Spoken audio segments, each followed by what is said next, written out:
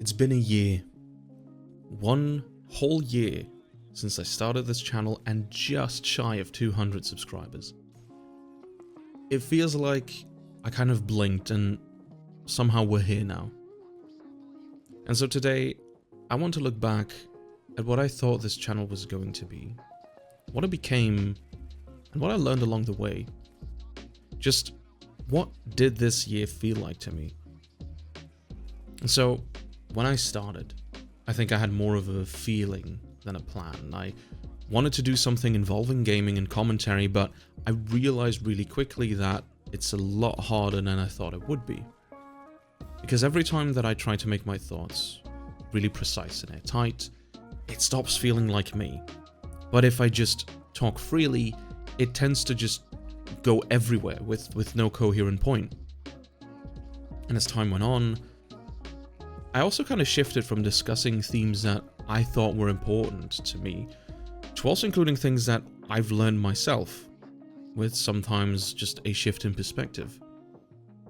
And while I think that the gaming was initially meant more as a purely visual thing, I realized that most of my comfort habits involve games. I love gaming, the art direction behind them, the world building, the music, all of it. And while I kind of wanted a channel that was a more positive and reflective spin on the usual self-help content that's out there, I realize that there's more I have and want to say, and that the gaming that's being used in the background is actually a part of the reflective process.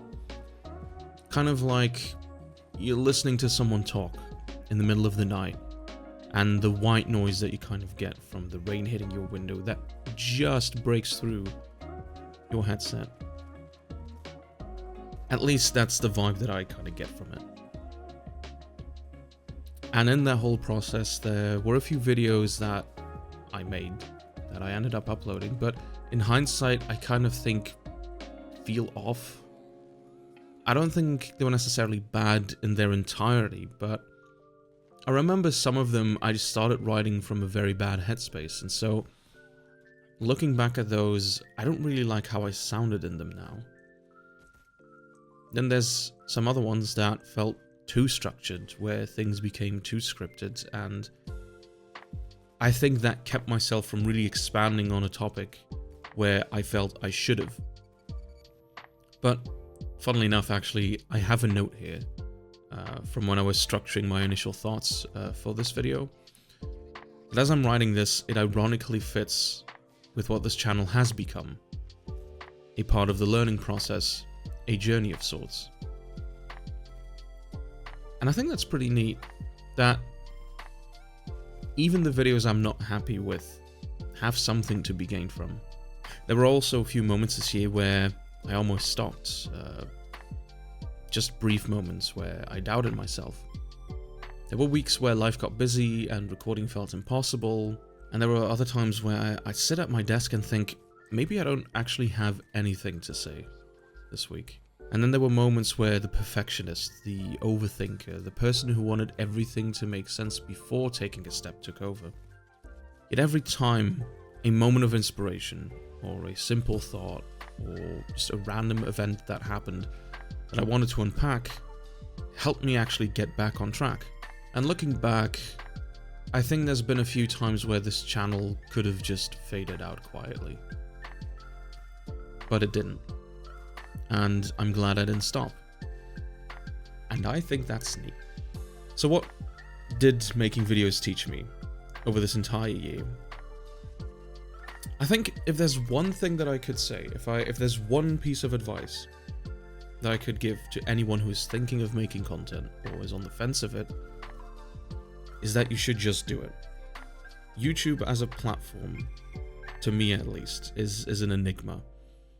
There are things that the algorithm likes, certain phrasings of titles, the way that thumbnails are built, all ways to drive engagement and retention, and it's kind of why I think a lot of YouTube videos seem the same, because all of the things work, and so people tend to take the safer route, with just a different branding attached to it.